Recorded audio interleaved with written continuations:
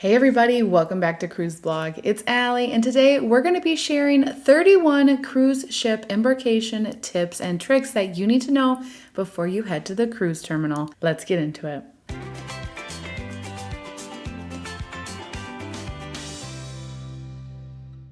So the day has finally arrived and it's the start of your cruise vacation. To no surprise, everyone is eager to board the ship as quickly and early as they can. Cruise lines do a remarkable job loading thousands of passengers in a short couple of hours and navigating through the required processes efficiently, but there are a few things that cruisers can do to make their embarkation day even better.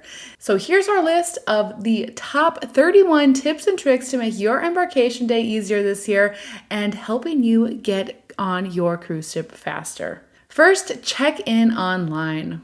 Cruise lines allow you to check in well before your cruise, most often a month beforehand, so go ahead and get this off your to-do list. This is a great opportunity to see what is required and get a boarding time, as well as any other pertinent information. Make sure to download the cruise app ahead of time as well. Next, complete any health requirements. In addition to checking in, you may need to complete a health questionnaire closer to your sailing date. Royal Caribbean, for example, sends a brief questionnaire through the app the day before embarkation. Number 3, make sure you fly in early. It's not recommended to fly into the port the same day as your cruise, even if it is an early morning flight. Instead, play it safe and book your flights the day before embarkation. While you might have to pay for a pre-cruise hotel, it's more cost-effective than missing your ship's departure and meeting the vessel in the next port of call. Number 4 is to plan your transfers ahead.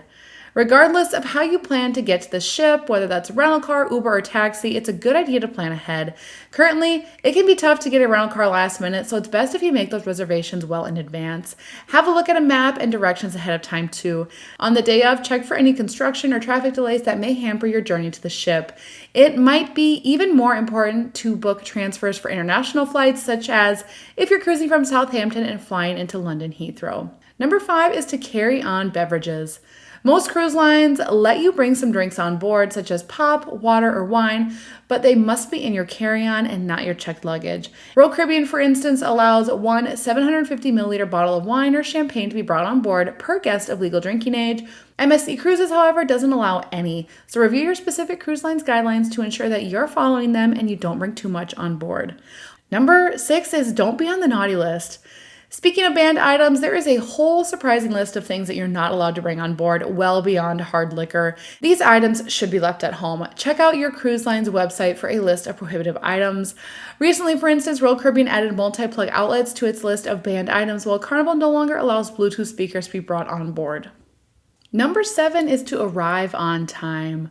Arrive close to your assigned time because everyone's excited to get on the cruise ship and start their vacation, but arriving too early can mean that you'll have extra waiting time. If you're too early, you may have to wait outside for a bit, so it's a good idea to have water on hand, some sun gear, or an umbrella if it's rainy. If you have little kids, pack a toy and snacks to make waiting easier. Number 8 is to bring your luggage tags. For quick and easy baggage drop-off, remember to not pack your luggage tags in your suitcase. Instead, have them printed and ready to go. I also like to have some bills on hand for easy access when tipping the porters. Number 9 is don't carry on your big suitcases. Even though your larger suitcase may fit through the scanner, it may take longer at security and can be a pain to lug around while you wait for your cabin to be ready, which can take hours. Your embarkation will be a lot easier without trying to juggle all your stuff and luggage. Number 10 is to pack must-haves in your carry-on. Pack your carry-on carefully. Not only do you need to make sure you have all of your important documents and valuables, but you'll also need to ensure that you have everything you need until your luggage is delivered to your cabin, which can take several hours. Think sandals, bathing suits, medication, valuable jewelry, or anything else for the start of your cruise that you won't want to be misplaced. Sometimes it can take hours for your bags to be delivered to your cabin, so many cruisers like to pack a change of clothes in case they take advantage of the pools before dinner. Number 11 is to look out for your line. Guests with certain loyalty status, tiers, suites, or other categories may have different embarkation lines, so this is something to watch out for when heading into the terminal. Priority lanes tend to move faster, which is always nice. You don't want to be standing in the wrong line if you don't have to be. The sooner you can get on the ship, the better. Number 12 is to have documents on hand. It's nice to have everything printed and ready to go so you aren't wasting time scrolling through your phone. Not only can this delay your boarding process, but it can also cause those behind you to have longer wait times too. Number 13 is to bring proper identification. It's critical to make sure that you bring the correct ID for your trip and that your name matches the reservation exactly. In some cases, a birth certificate may be sufficient, but for some cruises, a passport is required. Pay careful attention to cruise line requirements so that there are no surprises while you board. Number 14 is to have a stress-free lunch. Once you make your way onto the ship, the cruise fun begins. We recommend avoiding the buffet if possible, as it's notoriously busy on the first day. Some ships may have complimentary lunch spots or even specialty dining for a relaxing start to the day. If you opt to dine in a specialty restaurant, you'll have to pay a surcharge. However, it is sometimes cheaper to dine during lunch than at dinner anyway. Number 15 is to make reservations. Some reservations can't be made until you get on the ship, and if you are particular about times or you would like a specific restaurant, you want to get that taken care of as soon as possible. On some ships, that can be done at the restaurant, so you don't have to wait in the guest services line, which can be long on the first day. This is also a good time to make reservation for shows, and some of these can be done through the cruise line app. Number 16 is make plans for your kids. It's also a good time to register your little ones for the kids programs, which are popular on cruise ships. Pop into the kids club to sign up for the days your kids will be attending, any other specialized activities, or if parents want a special evening out on their own. Number 17 is to make sure your Wi-Fi is working. Although you don't need Wi-Fi to use cruise ship apps, if you purchased a package, make sure you have access once on board.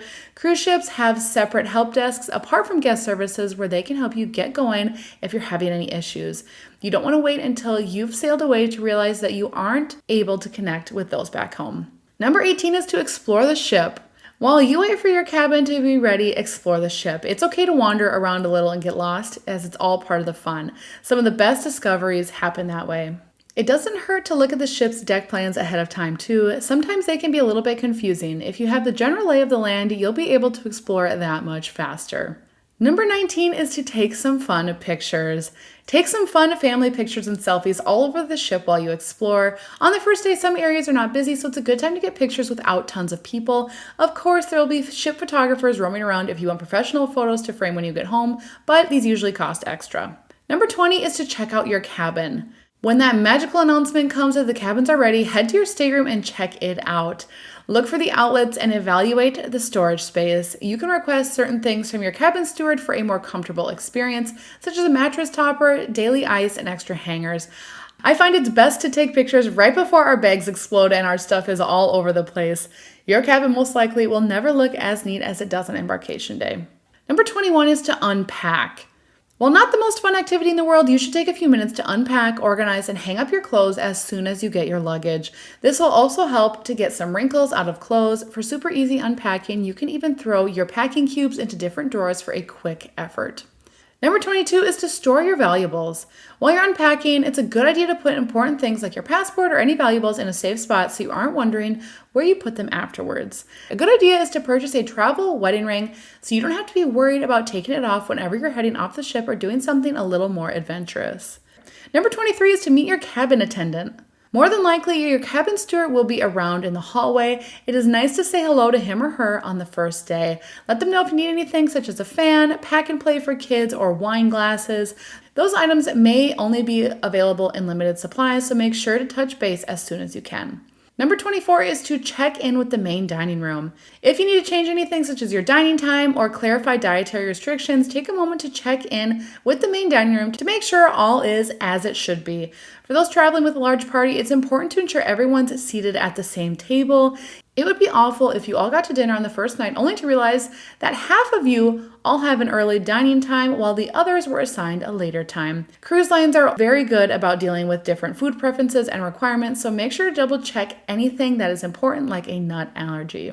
Number 25 is to have a signature cocktail or drink. While a lot of the must-dos are out of the way, now you can take some time to enjoy yourself. And what's a cruise without a cocktail? Take some time to indulge in a first day special or maybe savor your favorite cruise cocktail. This goes for the kids too, as a great mocktail or milkshake can be lots of fun and get everyone in the vacation mode. Number 26 is to try out some popular activities. While other guests are busy visiting guest services or making plans, embarkation day can be a great time to access some of the most popular activities. Check your cruise app to see what is open and when. You may be surprised by what you can get done on your first day. Number 27 is to find a great spot for sail away. Sail away is a great time to get some amazing views and celebrate the official beginning of your cruise. Many cruise lines have sail away parties, so check out to see what is offered. If you research your ship ahead of time, you might find tips and tricks from other sailors who have great sail away recommendations. For example, select Royal Caribbean ships, including those in the line's popular Freedom class, open the helipad during sail away. It's typically much more relaxed than the pool deck. Number 28 is to put your phone in airplane mode. Before you get carried away with all the fun, put your phone on airplane mode. This goes for everyone in your cabin, especially the kids or teens who may not be worried about it. Putting your phone in airplane mode and enabling Wi-Fi is one of the best ways to make sure you don't get hit with any unexpectedly high cell phone bills post-cruise. Number 29 is to make sure you use any seasickness medications. Some medication for seasickness, like the C-band or the patch, must be applied before you actually start feeling unwell. So if you tend to get sick or you're worried about becoming seasick, remember to put it on before you set sail. Number 30 is to take a tour of the ship's spa or fitness center. Sometimes your ship's spa will offer discounts for those who book a treatment on the first day, and I have often seen them offer samples of certain treatments and even raffle off others for free.